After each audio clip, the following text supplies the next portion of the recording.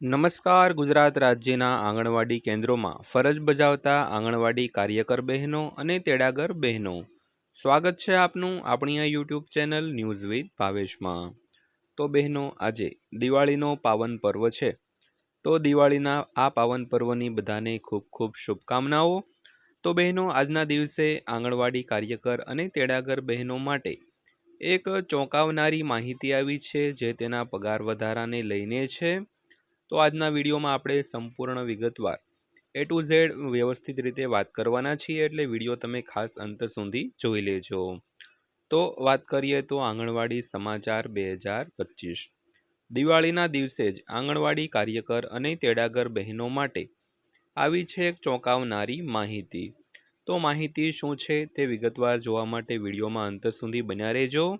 અને હજી સુધી જો આપણી આ ચેનલ તમે સબસ્ક્રાઈબ ન કરી હોય તો આપણી આ ચેનલ આવી જ માહિતીઓ મેળવવા માટે આપણી આ ચેનલને સબસ્ક્રાઈબ કરી લેજો બહેનો. તો શરૂ કરીએ આજનો વિડીયો. તો ગુજરાતમાં આશરે 1.6 લાખ એટલે કે 1,60,000 જેવા આંગણવાડી કાર્યકર અને તેડાગર બહેનો છે, જે મહિલા અને બાળ વિકાસ વિભાગ છે તેના નેજા હેઠળ જે ICDS પ્રોજેક્ટ હોય તેના અંતર્ગત આંગણવાડી કેન્દ્રો હોય તે કાર્યરત હોય છે. તો હાઈકોર્ટના આ ચુકાદા બાદ ગુજરાત સરકારે હાલ એટલે કે આજની તારીખ દિવાળી સુધી કોઈ પણ જાતનો પગાર વધારો છે તે આપેલો નથી, અને શા માટે આપ્યો નથી તેની આજના વિડીયોમાં આપણે કારણ સાથે વ્યવસ્થિત રીતે વાત કરવાના છીએ, એટલે વિડીયો તમે એકવાર અંત સુધી નિહાળી લેજો. તો વાત કરીએ તો થોડાક દિવસ પહેલાં એટલે કે 17 ઓક્ટોબર, આજથી 3 દિવસ પહેલાં જે આપણા ગુજરાતના મુખ્યમંત્રી ભૂપેન્દ્રભાઈ પટેલ એટલે કે આપણા દાદા, તો આજે ભૂપેન્દ્રભાઈ પટેલ છે તેનું જે મંત્રીમંડળ છે તેનું વિસ્તરણ થયું છે. તો તે પહેલાં ભૂપેન્દ્રભાઈ પટેલને દિલ્હીથી ફોન આવેલો હતો, એને દિલ્હી તેડાવ્યા હતા, અને ત્યાંથી તેમને એવો આદેશ આપવામાં આવ્યો આપણા માનનીય વડાપ્રધાન નરેન્દ્રભાઈ મોદી તેમજ જે ત્યાં અમિત શાહ ને તે બધા કેન્દ્રીય જે મોટા મતલબમાં વડાપ્રધાનની કક્ષાના જે મંત્રીઓ હતા, તેઓ હુકમ આપ્યો હતો કે ગુજરાત રાજ્યનું જે મંત્રીમંડળ હાલમાં છે તેનું વિસ્તરણ કરવાનું છે, અને વિસ્તરણ કરીને જે નવા મંત્રીઓ છે તેની યાદી પણ ત્યાંથી આપવામાં આવી હતી. એટલે હાલમાં જે મતલબમાં આપણે મહિલા અને બાળ વિકાસ વિભાગ છે તેના જે મંત્રી હતા ભાનુબેન બાબરિયા, તો ભાનુબેન બાબરિયા પાસેથી આ જે વિભાગનું ખાતું છે તે લઈ લેવામાં આવેલું છે.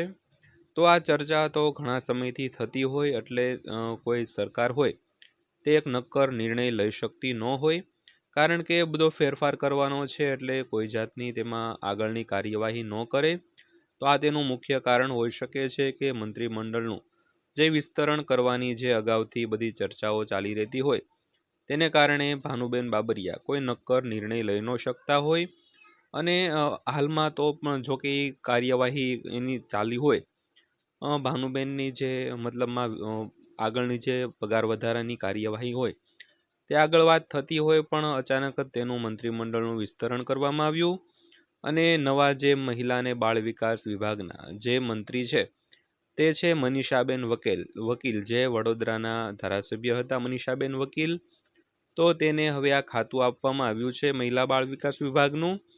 તો હવે જોઈએ કે તે કાર્યવાહી ક્યારે શરૂ કરે છે, કારણ કે કોઈ પણ જે મંત્રીઓ હોય તે થોડોક સમય એને લાગતો હોય પોતાનું જે વિભાગ આપેલો હોય તેમાં સેટ થતા, બધી માહિતી સમજતા, કારણ કે હાઈકોર્ટે ચુકાદો આપ્યો હોય પણ જે નવા મંત્રી હોય તે નાણાં વિભાગને બધા સાથે ચર્ચા કરીને કોઈ યોગ્ય નિર્ણય લેતા હોય, એટલે હજી થોડોક સમય રાહ જોવી પડશે, કારણ કે મંત્રીમંડળનું વિસ્તરણ થયું છે, નવા મંત્રીઓ આવ્યા છે.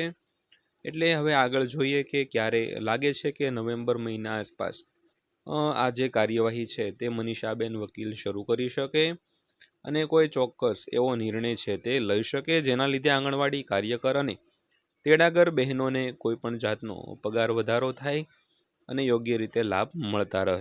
ત્યારબાદ વાત કરીએ તો હવે થોડા દિવસો પહેલાં નાણાં વિભાગે જે દરેક વિભાગ હોય તેને બજેટ 2026-27નો જે મુસદ્દો અને જે ડ્રાફ્ટ તૈયાર કરવાનો હોય તેનો આદેશ આપવામાં આવ્યો છે. તો ક્યાંક ને ક્યાંક આ મહિલા અને બાળ વિકાસ વિભાગ જે આ મતલબમાં હાલમાં જે પગાર વધારાની ચર્ચા હાલી રહી છે તો તે બાબતે બજેટ 2026-27 જે 1 ફેબ્રુઆરી 2026ના રોજ રજૂ થશે અને હાઈકોર્ટે પણ એમ કહેલું છે કે 28 ફેબ્રુઆરી સુધીમાં પગાર વધારો જાહેર કરવો.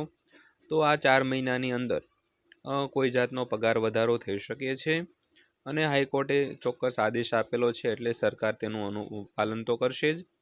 એટલે ખાસ કરીને કોઈ બહેનોએ ચિંતા કરવાની જરૂર નથી. જ્યારે પણ તમારો પગાર વધારો જાહેર થાય તે 1 એપ્રિલ 2025થી જાહેર થશે. એટલે ત્યાં સુધીનું જે 11 મહિના 12 મહિના જે કાંઈ એરિયર્સ હોય તે આ એરિયર્સ છે તે તમને મળવાપાત્ર થશે. એકસાથે સામટી રકમ તમારા ખાતામાં આવશે. તો ખાસ કરીને આ બાબત હતી જે મુખ્ય કારણ કે મંત્રીમંડળનું વિસ્તરણ થયું તેના લીધે આ જે પગાર વધારો છે તે અટકાયો હોય એવું ક્યાંક ને ક્યાંક અમને લાગી રહ્યું છે, જે તમને માહિતગાર કરવા માટે અમે તમને કીધું. તો ખાસ કરીને વિડીયો અંત સુધી જોયો એ તે બદલ આપનો ખૂબ ખૂબ આભાર અને આવા જ વિડીયો જોવા માટે આપણી આ ચેનલ સાથે જોડાઈ જજો. અસ્તુ. જય હિન્દ.